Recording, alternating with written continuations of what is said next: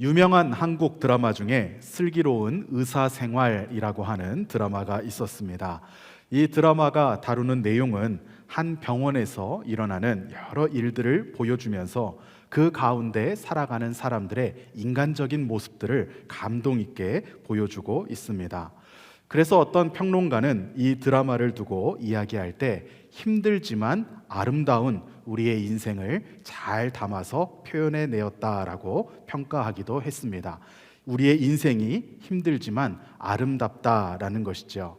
큰 병원에서 생사를 가르는 수많은 순간들을 마주하면서 무거운 결정들을 내려야 되는 그러한 삶의 연속이지만 그 안에서 함께 지내는 사람들로 인해서 삶의 아름다운 모습들이 가득하다라는 것을 이 드라마가 잘 보여주고 있다라는 것입니다. 그래서 이 드라마의 제목이 슬기로운 의사생활이었습니다. 어려운 삶, 무거운 삶이지만 그 삶 가운데 사람들과의 관계로 인해서 아름다운 삶을 슬기롭게 만들어간다라는 이러한 의미를 담고 있는 것이죠. 슬기로운 의사생활과 비슷한 제목의 또 다른 드라마도 있었습니다. 슬기로운 감방생활이라고 합니다. 장소는 다르지만 똑같이 삶에 무거움이 있고 어려운 삶이지만 그 삶의 자리에서 살아가는 여러 사람들과 함께 관계하면서 경험할 수 있는 삶의 즐거움과 인간다움 그리고 아름다운 삶의 모습들을 그리고 있습니다. 하나님께서 우리에게 주신 삶의 자리를 살아갈 때 우리는 슬기롭게 살아가는 것이 중요합니다. 슬기로운 하나님의 백성으로 살아가시는 여러분들 되시기를 주님의 이름으로 축복합니다. 오늘 우리가 읽은 본문은 슬기로운 처녀들에 대해서 다루고 있습니다. 이 슬기로운 처녀들에 관련된 이야기는 이 이야기를 듣고 우리가 슬기롭게 우리의 삶을 잘 살아야 한다라고 하는 이러한 교훈을 주기 위해서 기록된 이야기는 아닙니다. 이 슬기로운 처녀들과 관련된 비유는 예수님께서 천국의 원리, 하나님 나라의 원리, 하나님께서 일하시는 그 하나님의 방법에 대해서 알려주시는 내용이기 때문입니다.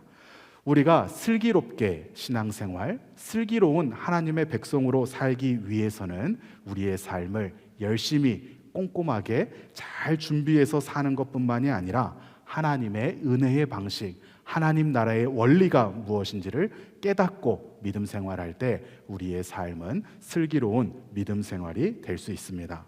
그렇지 않으면 아무리 열심히 신앙생활을 한다고 하더라도 하나님과는 상관없는 안타까운 믿음 생활이 될 수 있기 때문입니다.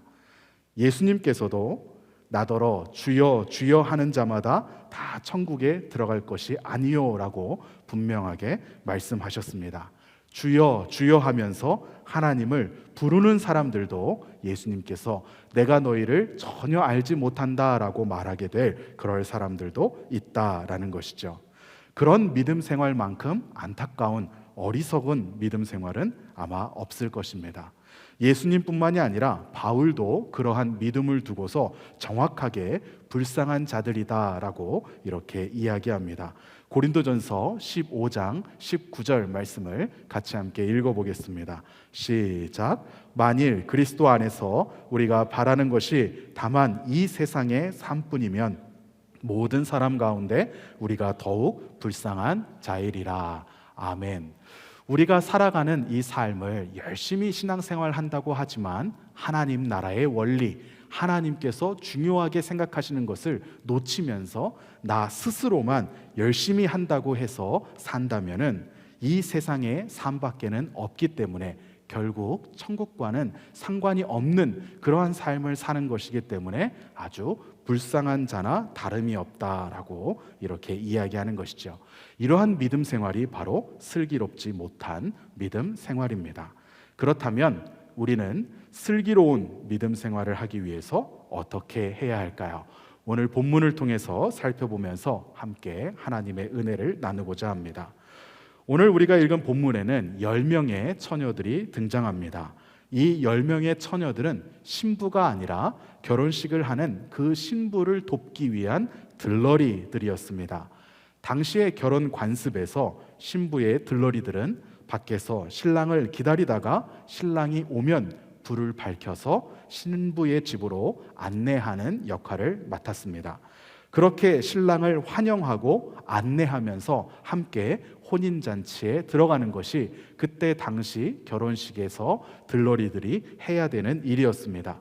신랑은 이렇게 자신을 아주 호들갑스럽게 환영해주고 불을 비추어주는 그 들러리들의 안내를 받아서 신부의 집으로 들어갑니다. 그것이 예의이고 그렇게 하는 것이 정말 그 신랑을 크게 환영한다라는 것을 보여주는 것이었습니다. 호들갑을 떨면서 신부의 집으로 안내해 주는 것이 환대의 일종이었던 것이죠. 그러니까 이 들러리들이 해야 되는 가장 중요한 일, 그것은 아주 호들갑스럽게 신랑을 맞아주는 것이었습니다. 이 10명의 들러리들은 신부를 위해서 신랑을 잘 맞이하고 싶었을 것입니다.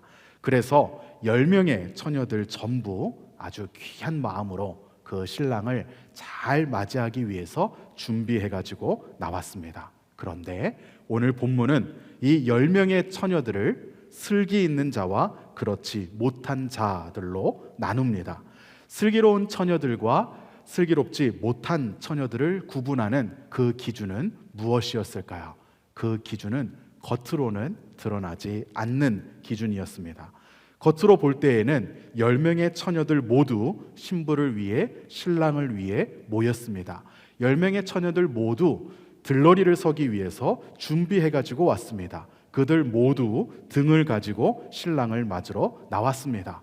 또 그것뿐만이 아니라 그들 모두 신랑을 기다리다가 신랑이 오는 것이 늦어지니까 다 똑같이 졸고 잠을 자기도 했습니다.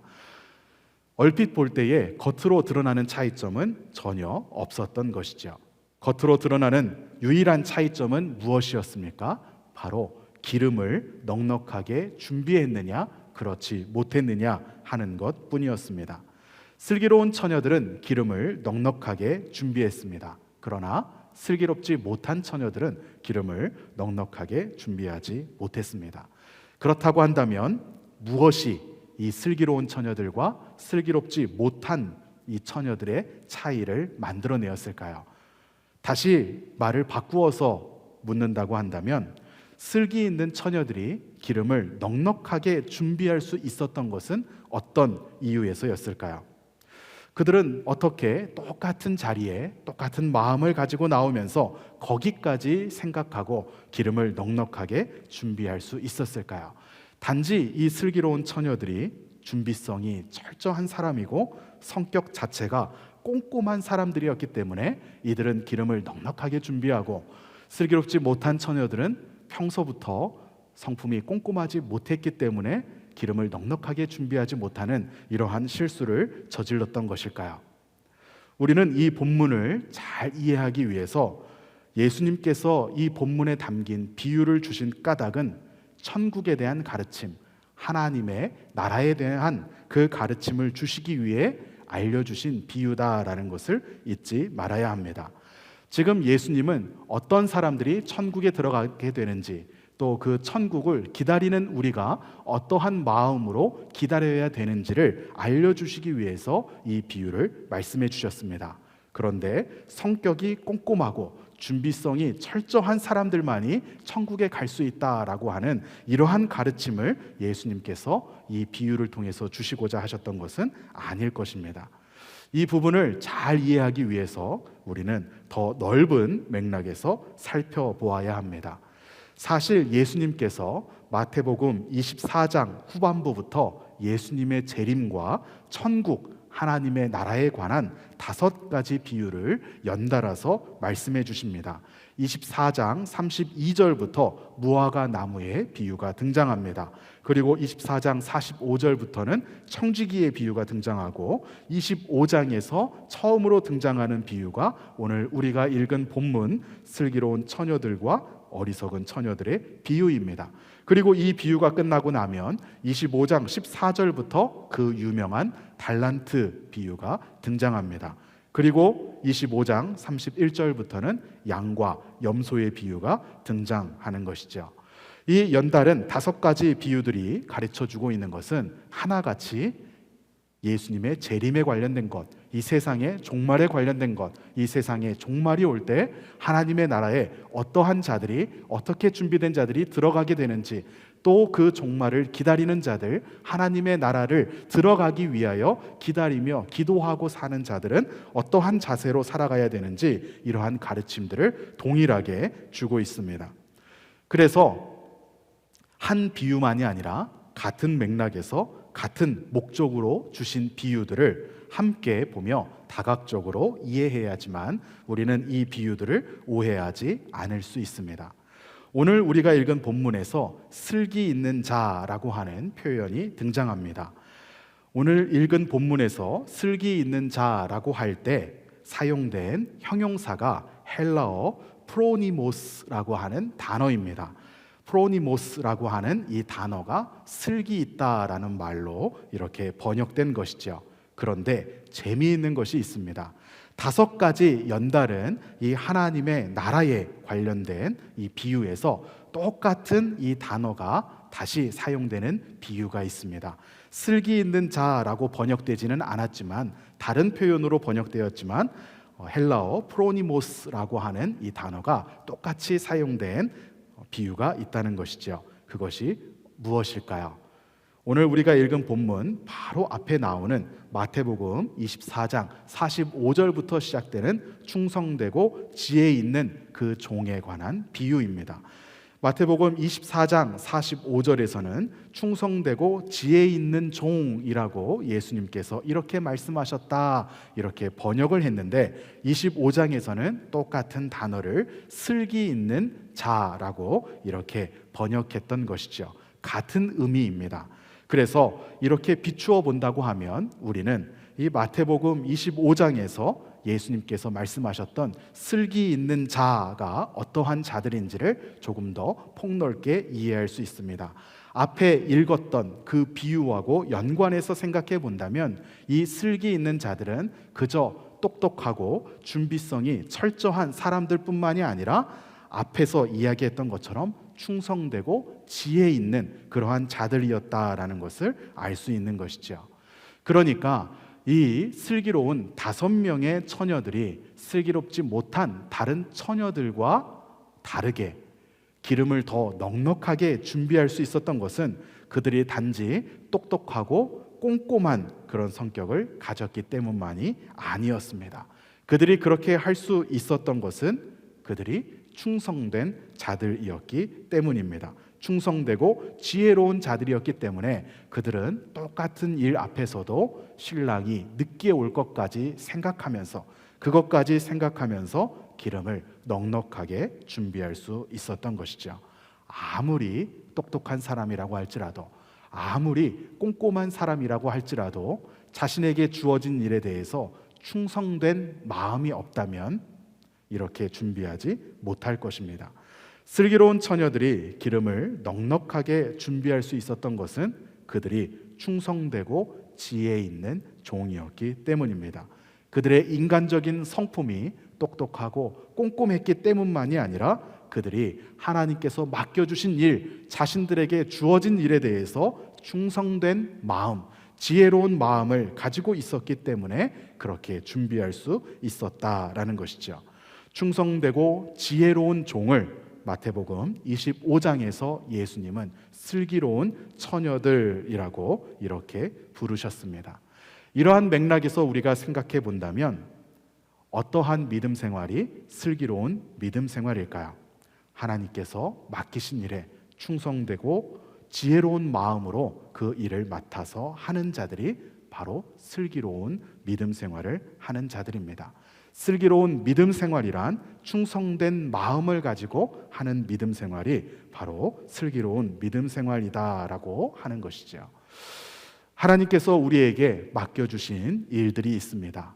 삶의 자리에 따라서, 또 자녀들에 따라서 살아가는 그 모든 형편 가운데 하나님께서 우리에게 맡겨주신 일들이 있습니다. 그런데 때로는 그 일이 아주 작은 일인 것처럼 느껴지기도 합니다. 사실 이 슬기로운 처녀들에게 주어진 들러리라는 일도 마찬가지로 받아들일 수가 있었습니다. 자기 자신이 결혼하는 것이 아니고 결혼하는 사람 옆에서 들러리로 서주는 것이었습니다. 자기 혼자 들러리로 서는 것도 아니고 여러 사람이 하는 중에 한 명의 들러리로 서는 것이었습니다. 그 일에 대해서 작게 여기고 충성되고자 하는 마음을 가지지 않기로 한다면 얼마든지 그렇게 쉽게 가볍게 생각할 수 있었습니다. 그런데 이 슬기로운 처녀들은 들러리의 일이라고 할지라도 자기 혼자 온전하게 다 책임을 져야 되는 그러한 일이 아니라고 할지라도 그들은 그 일을 작게 보지 않았습니다. 그들은 그 일을 쉽게 보지 않았습니다. 작은 일이라고 하더라도 충성된 마음으로 혹시라도 신랑이 늦게 오는 것까지 생각하고 기름을 넉넉하게 준비했던 것이죠. 작은 일이라고 하더라도 나에게 맡겨주신 일을 충성되고 지혜롭게 하고자 하는 그러한 마음으로 할 때 우리는 슬기로운 믿음 생활을 할 수 있습니다.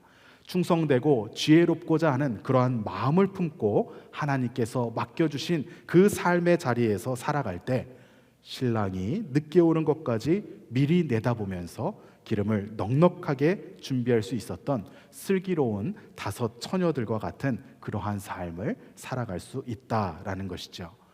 슬기로운 믿음 생활을 위해서는 충성된 마음이 있어야 합니다. 충성된 마음을 가지고 믿음 생활하는 것이 바로 슬기로운 믿음 생활이기 때문입니다. 하나님은 이 충성된 마음을 아주 중요하게 보십니다. 충성된 마음을 가지고 했느냐, 충성된 마음을 가지지 못했느냐로 하나님은 우리의 믿음을 바라보신다라는 것이죠.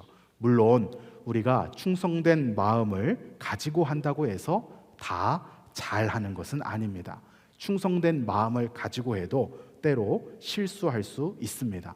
충성된 마음을 가지고 신앙생활 한다고 해서 실수가 없고 흠잡을 데 없는 완벽한 신앙생활을 하는 것은 아니다라는 것이죠.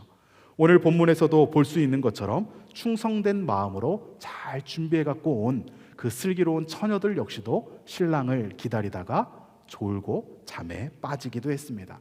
우리의 믿음 생활도 마찬가지입니다. 우리가 예배의 자리에 나올 때 정말 충성된 마음으로 하나님 앞에 예배를 통하여서 온전하게 영광을 올려드리고자 하는 그 귀한 마음으로 준비해서 나왔지만 예배 시간에 때로는 졸음에 빠질 수도 있습니다. 잠에 빠질 수도 있습니다. 그렇지만 중요한 것은 무엇입니까? 하나님께서는 그 충성된 마음을 가지고 있었느냐 가지고 있지 않았느냐를 더 중요하게 보신다라는 것이죠. 우리의 믿음에서 중요한 것은 우리가 어떠하게 무언가를 어떻게 잘 해내었느냐 그렇지 못했느냐가 아닙니다. 하나님께서 중요하게 보시는 것은 하나님께서 맡겨주신 자리에서 삶을 살아갈 때, 하나님께서 맡겨주신 그 일을 할 때 충성된 마음을 가지고 진실되게 했느냐라는 것이죠. 충성된 마음을 가지고 하는 것을 하나님께서는 가장 중요하게 보십니다. 우리가 부족한 것은 하나님께서 다 아십니다. 하나님은 우리가 완벽하길 바라시는 것이 아니라 하나님을 사랑하고 하나님께 예배하는 모든 삶의 순간을 충성된 마음으로 살아가기를 원하시는 것이죠. 여러분들은 여러분에게 주어진 그 삶의 자리에서 하나님께서 맡겨주신 그 삶의 자리에서 살아갈 때에 삶의 모든 순간을 충성된 마음으로 살아가시면서 슬기로운 믿음 생활하시기를 주님의 이름으로 축복합니다. 맡겨주신 삶의 자리가 작더라도 충성된 마음으로 할 때 하나님께서 더욱더 큰 은혜를 허락해 주실 줄로 믿습니다. 반면에 이 어리석은 5명의 처녀들은 슬기로운 5명의 처녀들과 달랐습니다. 이 어리석은 사람들은 처음부터 충성된 마음이 없었던 것이죠. 일종의 건성으로 하는 그러한 마음을 가졌던 것 같습니다. 그들이 충성된 마음이 없고 자신들에게 주어진 그 들러리라고 하는 일 자체를 아주 가볍게 생각했다라는 것을 우리는 신랑이 도착했을 때 그들이 보여주는 행동을 통해서 알 수 있습니다. 10명의 처녀들, 10명의 들러리들이 다 똑같이 졸면서 잠을 자고 있었습니다. 졸다가 신랑이 왔다라고 하는 소리를 듣고 잠에서 깼습니다. 오늘 읽은 본문 25장 6절 말씀을 다시 한번 같이 읽어보겠습니다. 시작. 밤중에 소리가 나되 보라 신랑이로다 맞으러 나오라 하매. 아멘. 여기서 무엇이라고 이야기했습니까? 보라 신랑이로다 맞으러 나오라 이렇게 말했습니다. 신랑이 이제 곧 올 것이다, 신랑이 이제 곧 오니까 준비하고 있어라가 아니라 보라 신랑이로다 라고 이야기했습니다.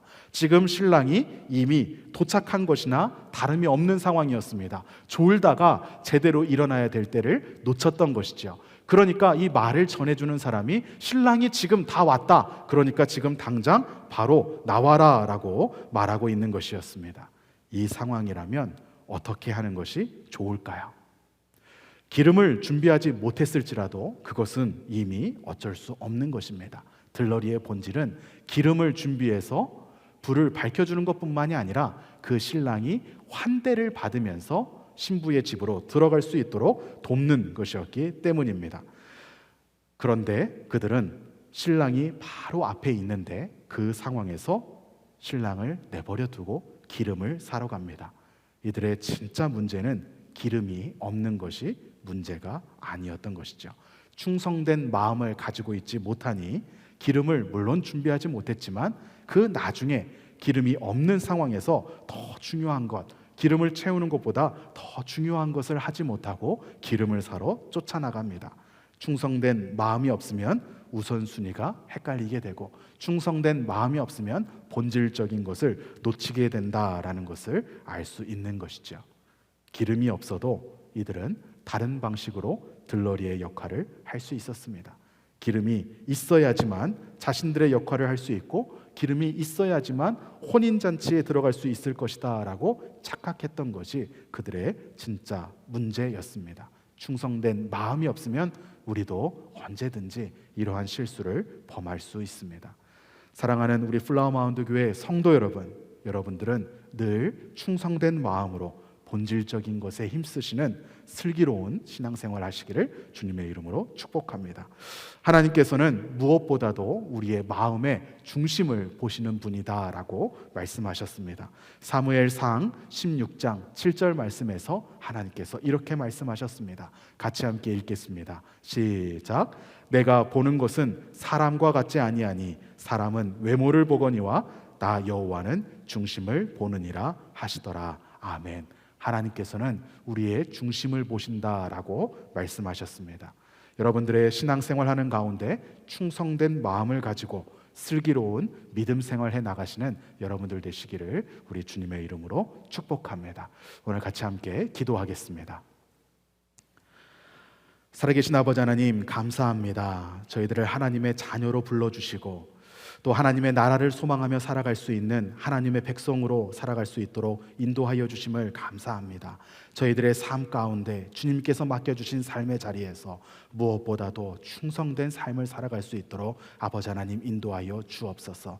주님 앞에 충성된 마음을 가지고 슬기롭게 살아가는 믿음 생활을 통하여 하나님을 기쁘게 하는 그러한 삶을 살아갈 수 있도록 축복하여 주옵소서. 또 우리의 삶 가운데 우리의 힘으로 할 수 없는 여러 가지 어려움들 주님 앞에 가지고 나와 이 시간 또 주님 앞에 올려드리며 기도하며 나아갑니다. 우리의 모든 기도의 제목들을 주님께서 들어주시고 그 모든 기도의 제목들 가운데 하나님께서 역사하여 주셔서 오늘도 살아서 역사하시고 인도해 가시는 하나님의 은혜를 경험할 수 있는 이 밤이 될 수 있도록 축복하여 주옵소서. 예수님의 이름으로 기도합니다. 아멘.